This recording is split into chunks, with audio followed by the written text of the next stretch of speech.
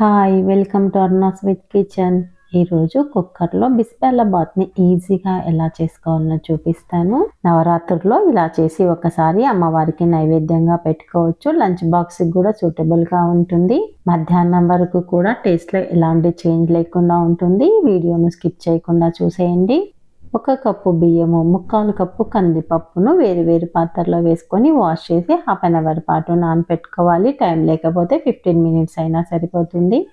వీడియోను చివరి వరకు చూసిన తర్వాత నేను చేసిన ఈ రెసిపీ మీకు నచ్చినట్లయితే లైక్ చేసి షేర్ చేయండి. హాఫ్ అన్ అవర్ తర్వాత వాటర్ అంతటిని వంపేసుకొని కుక్కర్లోనికి నానపెట్టుకున్న రైస్ని, కందిపప్పును, పచ్చి బఠానీని వేసుకోవాలి.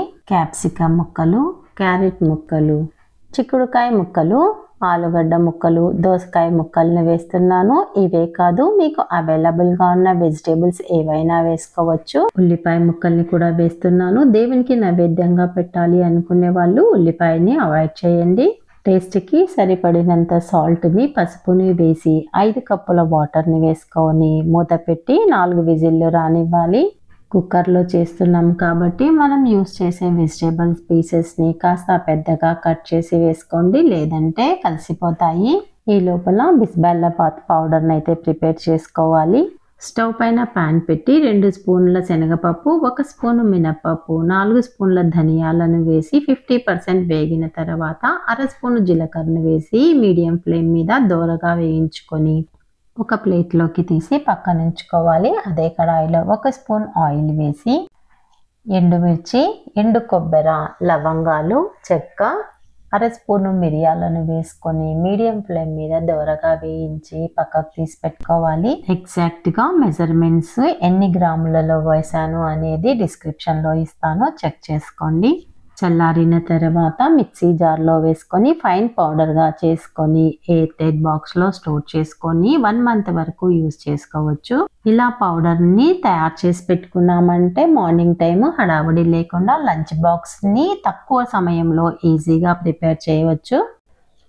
ఆవిరిపోయిన తర్వాత మూతను తీసి ఒకసారి బాగా కలుపుకొని ప్రిపేర్ చేసుకున్న పౌడర్లో 4 స్పూన్ల పౌడర్ని వేసుకొని చిక్కగా తీసిన చింతపండు గుజ్జును వేసి వాటర్ని యాడ్ చేసి కలిపి స్టవ్ మీద పెట్టి లో ఫ్లేమ్ మీద 10 నిమిషాల పాటు కుక్ చేసుకోవాలి. వాటర్ ఎంత వేసుకోవాలి అనేది మీ ఇష్టము. మీరు ఎంత లూజ్గా ఉంటే బిస్బెల్లబాత్ని ఇష్టపడతారో చూసి వేసుకోండి.